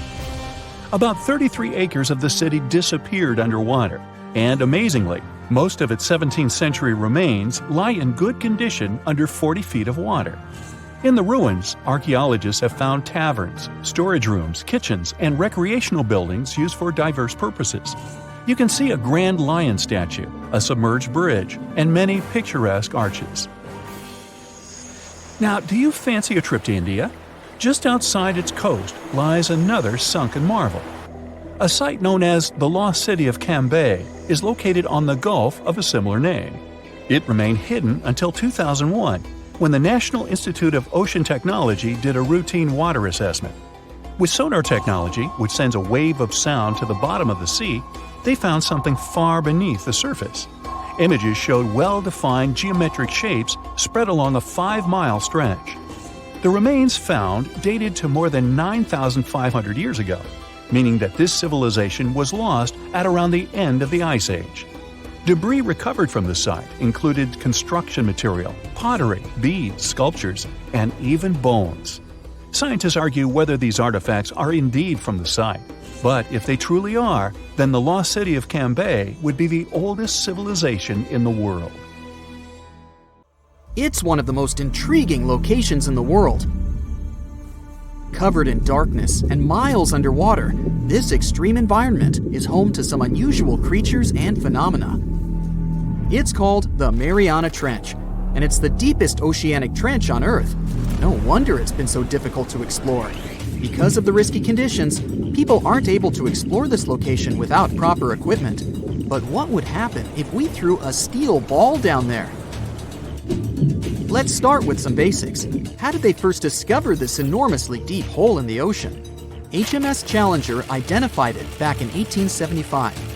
The ship had some pretty fancy sounding equipment for its time, but it wasn't nearly good enough to be able to fully explore the trench. Some decades later, in 1951, another ship, the HMS Challenger II, came back to the location better equipped. The vessel featured an echo sounder and was able to take accurate measurements of what seemed to be the deepest point on the surface of our planet. If you were to look at it in 2D, you'd see the trench measures 1,500 miles in length and 43 miles in width on average. It also looks sort of like a crescent-shaped scar when you observe it from above. Nothing out of the ordinary so far, right? Well, if you were to stretch a wire from the surface of the ocean to the trench's deepest point, it would measure a staggering 7 miles. If we were able to physically move Mount Everest, which is the Earth's tallest mountain, to cover the Mariana Trench, it still wouldn't be enough, falling short by about a mile. Because the Mariana Trench is so deep, it's almost completely covered in darkness, as light can barely get through to such extreme distances underwater. The temperature isn't any friendlier either, just a few degrees above freezing. But the most dangerous feature of them all is the water pressure. Right at the deepest point of the trench, the amount of pressure is about 1,000 times higher than the standard atmospheric pressure. Not a lot of people ever attempted to descend into the Mariana Trench. In fact, the first organized attempt took place more than 60 years ago. It was done by Jacques Piccard and Don Walsh in a submersible.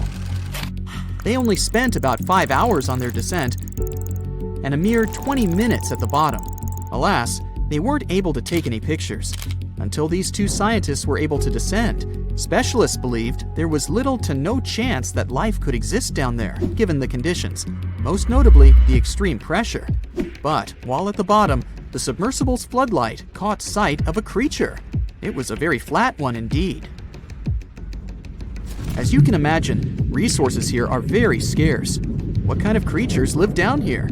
And how do they survive, given the harsh environment? Surprisingly, there is quite an abundance of wildlife living in the Mariana Trench. Some of these creatures fall back on chemicals to survive, like methane or sulfur, while other kinds of fish nibble at the marine life that's, well, weaker than them on the food chain. The most common creatures found here are xenophyophores, amphipods, and small sea cucumbers. Some of them adapted by hardening up their shell using aluminum harnessed from the seawater. Smaller creatures, like microbes, adapted by feeding on the chemicals emitted when the seawater hits the underwater rocks. They consider the Mariana snailfish the rock star of the area in terms of wildlife. They're small, ranging from 3 to 9 inches, translucent, and lacking any scales. But they're the top beast of prey in the area. It's no wonder some people started to believe that the ancient megalodon might still be living here. What was a megalodon, you might be wondering? It was the largest predator ever known in our planet's history. Basically, the biggest and nastiest shark ever to have lived. Scientists believe it's been extinct for quite some time, and the idea that it might still be hiding in the Mariana Trench doesn't have a lot of supporting information. The megalodon would have needed to learn to navigate in complete darkness. It would either have to be bioluminescent or evolve to have massive eyes. More so, because of its school bus-like size, the megalodon would have needed a lot to eat. Microbes and small snailfish just wouldn't have done the trick. If a steel ball were to be dropped in the trench, what would be its effect on it? Would the ball be strong enough to sustain such pressure? Let's look at the science here. If we assume it's a solid steel ball, the pressure found at the bottom of the trench wouldn't be enough to really affect it and cause permanent damage. It would take it a solid 12 minutes to reach the bottom of the ocean, though. What about the temperature?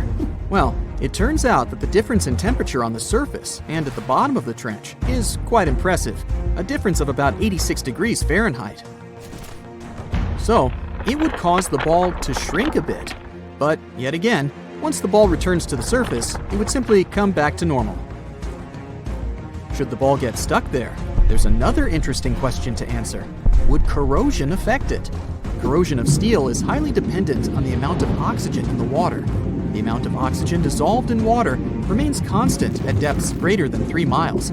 I'll spare you the math, but it would take more than 10,000 years for the steel ball to completely rust under the sea. I can't help but wonder, though, what would it take us humans to be able to survive at such extreme depths? Let's look at what was used in the past to explore this mysterious location. A little thing called syntactic foam. Why? Because it's the only material that can both float and resist the amount of pressure found here. Without this sort of protection, our lungs would rapidly collapse here. More so, the pressure from the water would push liquid into our mouths, replacing the much-needed oxygen with water. Then, there would be the much-needed ability to be able to come back to the surface, should anything not go as planned. One of the vessels that went for a deep dive here had 1,000-pound steel weights attached to it, so it would ensure its sinkage.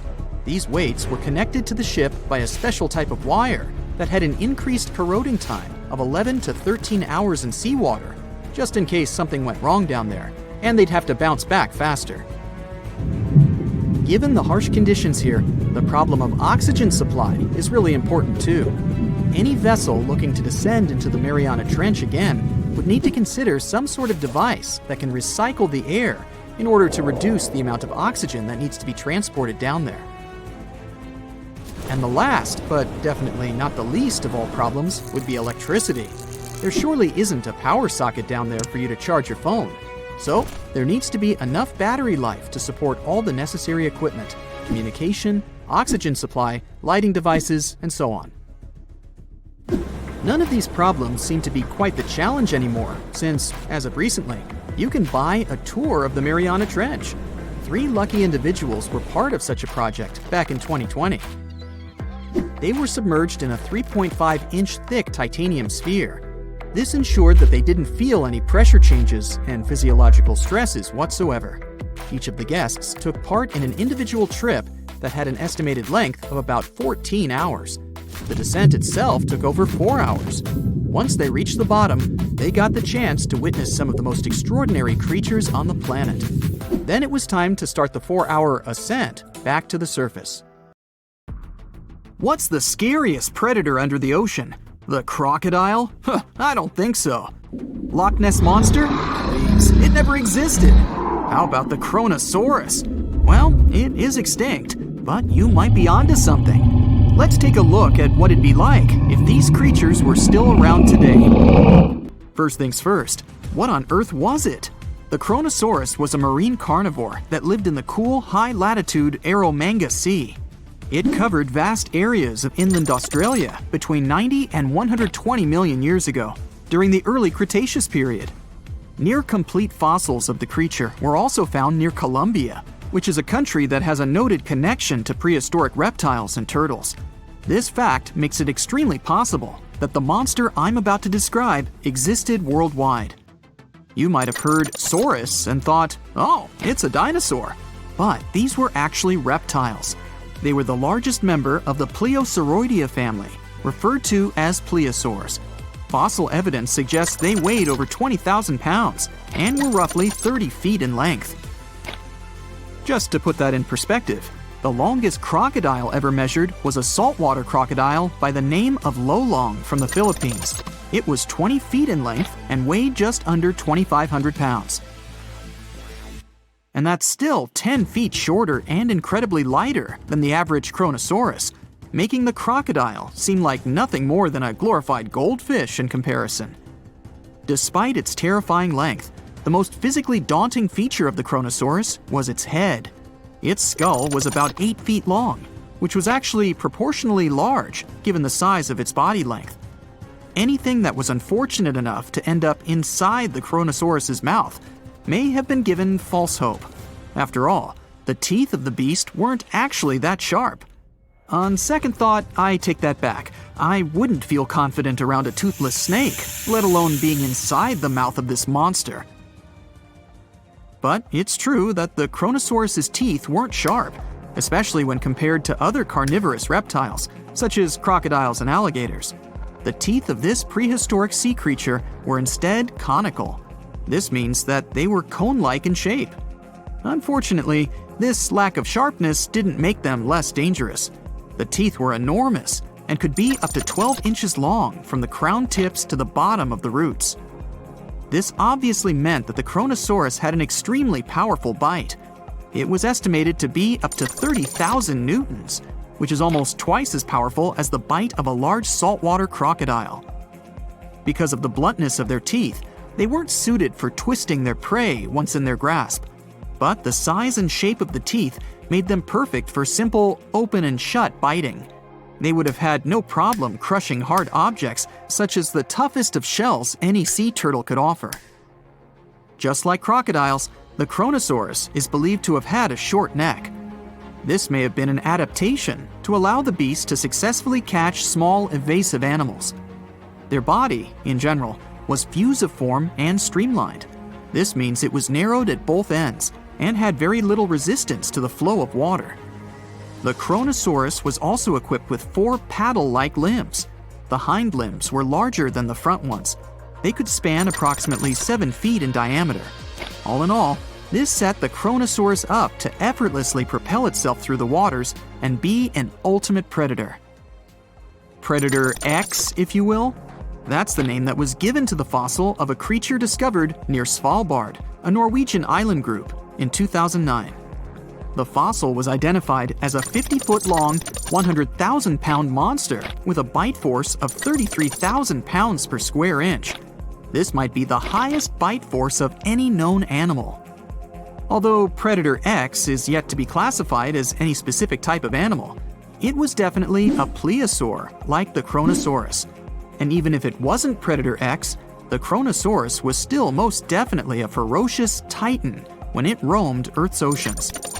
The Kronosaurus actually got its name from the Greek mythological figure of Cronus, the father of Zeus. Cronus was viewed as a titan from a generation of super powerful beings.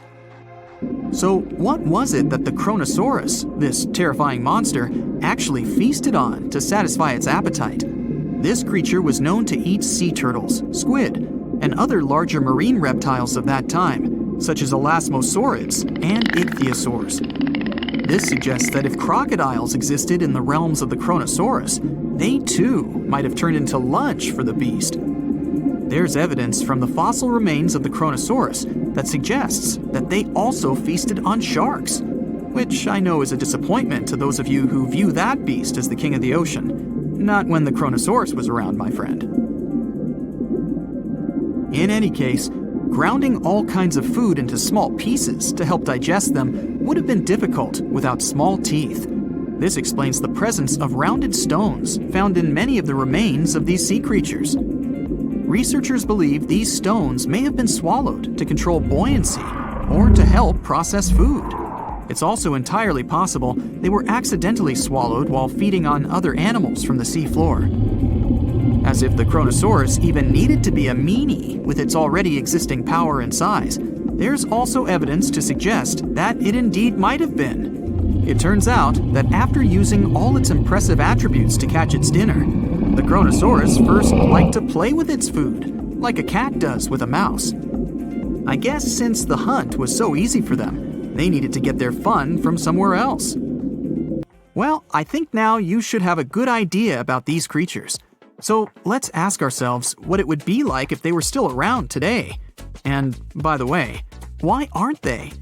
Well, the Kronosaurus was completely finished off by the same KT meteor that took out the dinosaurs 66 million years ago.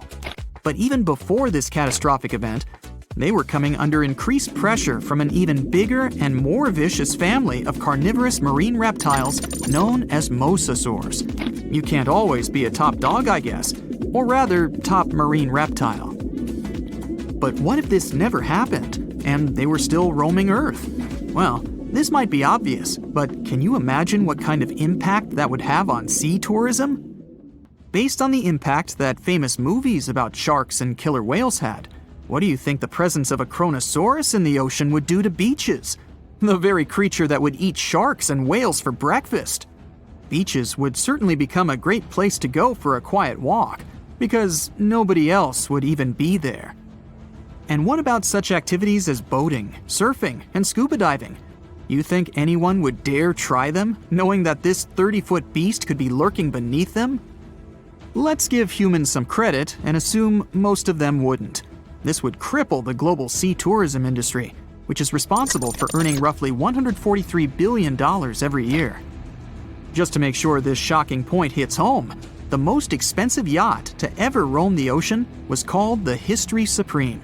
Its master bedroom was believed to have a statue made of T-Rex's bone and a wall made of meteorite rocks, as well as a 24-karat gold panoramic wall aquarium.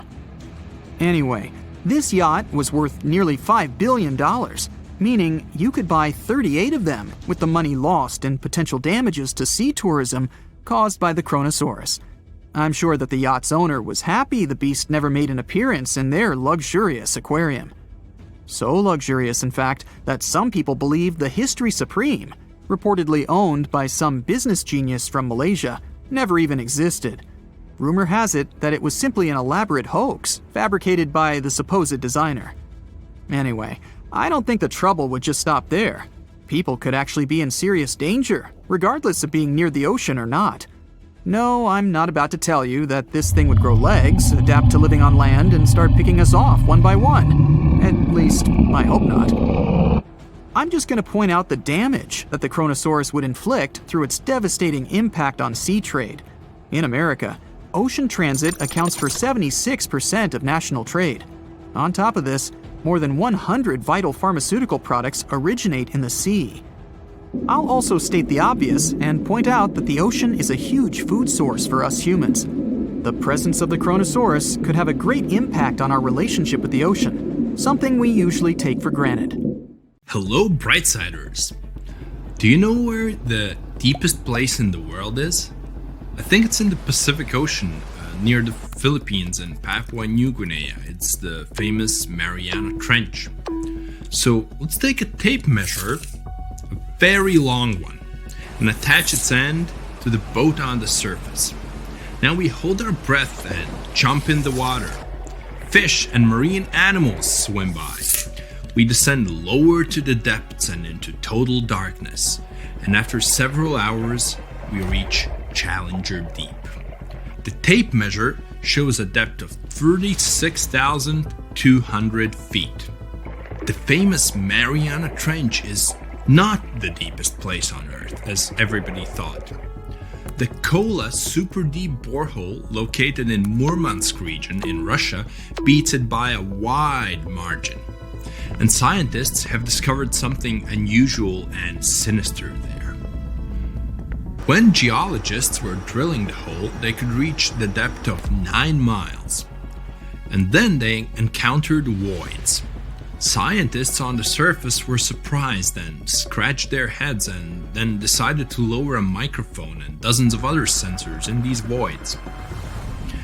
The temperature down below turned out to be 2,000 degrees Fahrenheit, and the microphone recorded something that sounded like human groans and screams. Many people thought the scientists had been able to drill into the underworld. The shocked people up above had already begun to panic, but suddenly an unknown creature jumped out of the drill pipe. It looked like a black goat that walked on its hind legs. Its body was shrouded in black flames. The creature got out of those deep hollows and ran off into an unknown direction. Okay, wait. These are just myths that one newspaper published on the 1st of April. It's International Joke Day, by the way, but many people believed it. It made many believe the scientists working at the borehole had opened a portal to the nether, and that now horrible, outworldly creatures were free from their imprisonment. But like with any myth, there's some truth to it. The deeper the scientists drilled, the higher the temperature got. At 3 miles deep, it was 160 degrees. At 4.5 miles, it was 250. And at the maximum depth of 7.5 miles, the sensors recorded a temperature of 413 degrees. One day, scientists heard a loud explosion underground. They stopped working and everyone tried to find out what caused such a loud pop. But there was seemingly nothing there. After a while, they continued drilling deeper, and at the same depth, no accidents happened. The drilling began in May 1970. They passed the first 4.5 miles quite easily, and it was primarily hard granite rock. It was like drilling through a hard wall.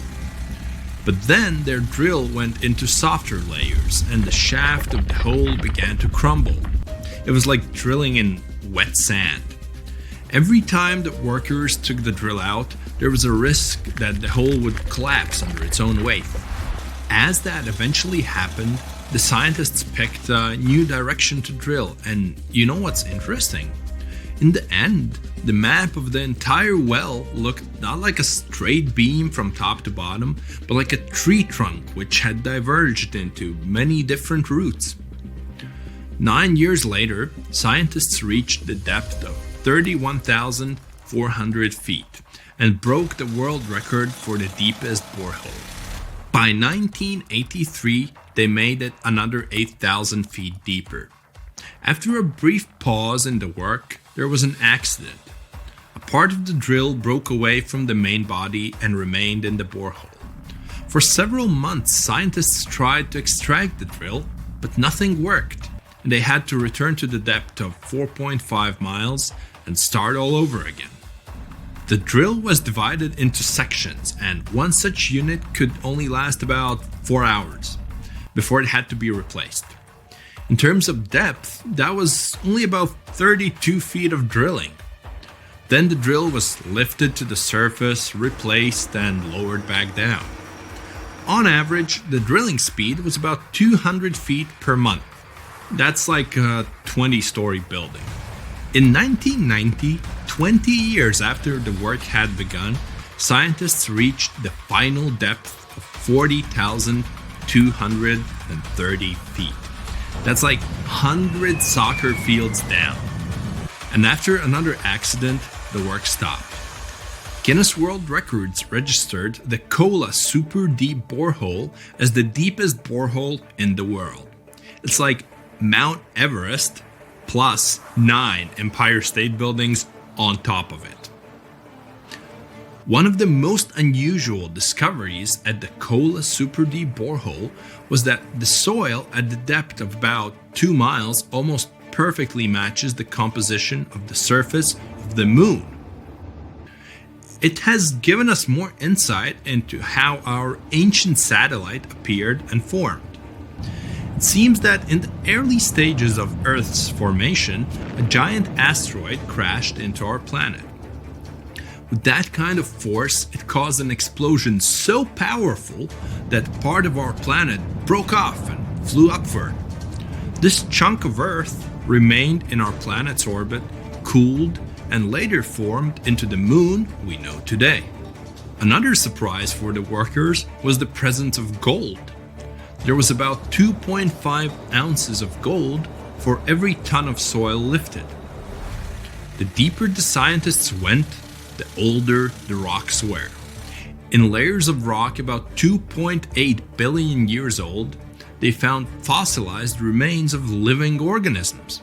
It made the world of science bubble with excitement, as it meant that life on our planet appeared 1.5 billion years earlier than first thought. In the early 1990s, they shut down the drilling project. Gradually, the buildings around the borehole and the drilling equipment were lost. Today, a lot of tourists visit the place. It's because of those same myths about creatures from the underworld. Yes, there's a hole 7.5 miles deep under that rusty lid. But the scientists working there never reached their goal. They wanted to drill into the Earth's mantle, but to do that, they would have had to dig down to a depth of about 44 miles. At 200 feet per month, it would have taken as long as 80 years. That's assuming no accidents happened. But the deeper it goes, the more interesting it gets. A few years ago, they found a massive amount of water deep underground. Somewhere up to 370 miles down, there's a substantial ocean billions of years old, and the amount of water there is several times greater than in all the oceans, seas, and rivers combined on the surface of Earth. The water there is at a scorching 2,800 degrees Fahrenheit, but because it's under a tremendous pressure, it doesn't evaporate. It's encased in a crystalline structure of minerals. This ocean was formed in the early stages of our planet's development, when there was only hot lava and debris of space bodies around. But the most exciting thing you can find by drilling is living organisms. They've been there in isolation for billions of years, and they can give us clues as to how life came into being in the first place. Scientists in Antarctica have created a similar borehole. An entire lake half the size of Lake Ontario was discovered under the thick ice. The amount of water in this lake is only 3.5 times less than in the Lake Baikal, the largest lake on Earth by volume. The ice that hides this lake is at least 20,000 years old, and the water beneath it has been isolated from the outside world for about 15 million years. While drilling, scientists lifted a chunk of ice from deep down below and found an unknown bacterium on it. Its genetic code was only 86% similar to known living organisms. That means that we've never seen bacteria like this before, or it had come from outer space. But that's just a theory. We know that these bacteria can live in unusual conditions and at water temperatures below freezing. The composition of underground lake water is also different from what we're used to. There's a lot more oxygen and carbon dioxide in it. Add to these conditions complete isolation, and we get living organisms that have developed and evolved in a completely different way. Do you understand what it means? The study of deep organisms may give us a clue as to whether life could exist beneath the ice on other planets or their moons. For example, Saturn's moon, Enceladus, has ice 24 miles thick. There may be an ocean underneath, which is heated by thermal springs. That's all for today. And guys, remember, let's become smarter every day together with Brightside. Well, hey there! We dive back in time and into the oceans over 500 million years ago, just, because we can. Whoa! Watch out! It's not megalodon or giant sea reptiles you need to look out for here. It's a bizarre, unearthly-looking creature called Anomalocaris. The name means unlike any other shrimp, and I think you'll agree, it looks like a nightmarish cross between a shrimp and a modern-day centipede. 2 tentacles protruding from its face, each lined with razor-sharp teeth. Oh yeah, and this thing was about the size of your leg. With a wave-like movement of the flaps on each side of its body, it was graceful for a terrifying creature. It was also more advanced than any other life on this planet at the time. Especially those huge eyes. You have only one lens in each of yours. This giant shrimp had 16,000. That's 4 times more than a common housefly. And you know how good their vision is. Good enough to dodge that swatter every time. All this allowed Annie to become one of the first animals on this planet to feed on others. Yep, here it is. Earth's first hunter. Its favorite meal? Trilobites. Hey, try a bite. Those are the ancient ancestors of crabs. Some of their fossils have marks on them in the same shape as the monster shrimp's mouthparts. Terrors of the past like this got to be so giant thanks to more oxygen in the atmosphere. A perfect example of this, Meganeuropsis. Imagine a dragonfly. Now make it as big as a cat, and with a wingspan longer than your arm. Megan, the monster-sized dragonfly, could easily grab other insects or even small animals, and she ruled the air with quick movements. Back then, there were still no large birds or other airborne enemies for this behemoth bug, so it was safe and free to grow as large as this planet would allow. Piranhas of the past were also jumbo-sized. Mega piranha was about 3 times the size of the river terrors we have today. Its bite force was about the same as a tiger's, and those striped kitties bite down 2 times harder than lions. That means it probably not only dined on other fish and any land creatures that, got too close to the water, but it could also easily crunch down on large turtles and other unlucky shelled creatures. And fun fact, modern-day piranhas bark like dogs when they're about to enter a confrontation. It actually sounds more like a frog's ribbit. But makes you wonder, what did this mega-sized ancient cousin sound like? A bear roaring? How about giant sea scorpions the size of your bed? Go back about 460 million years, and you'd see them swimming under you. And watch out for that tail. Scientists still don't know if these creatures could use it to inject venom like your standard land scorpion, but something tells me I wouldn't want that thing anywhere near me. Then there's this guy, Therizinosaurus. Terry looks sort of like a goose with long arms. Oh, and did I mention this goose dino is about 2 stories tall and longer than a bus?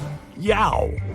Its arms make the T-Rexes look even more bite-sized, each 8 feet long, almost triple the length of T-Rexes. And on the end, razor-sharp claws the size of your whole arm. Now, don't worry about those lengthy claws too much, though. Terry probably used them to cut through giant termite nests. So, this huge reptilian goose was more interested in eating bugs and plants. Another mega monster for you, Megatherium. The giant ground sloth could look a giraffe straight in the eye and weighed as much as a hippo. It moved mainly on its hind legs and used its massive tail as support. He had huge paws with colossal knife-sized claws. The sloth could use them to defend itself from enemies and to bend tree branches in search of food. But the biggest danger to the giant ground sloth wasn't dinosaurs or saber-toothed tigers. It was our own species. Yep, humans showed up just in time to meet this fellow and to, eat him up. Titanoboa was a terrifying 50-foot snake, as long as the great megalodon itself.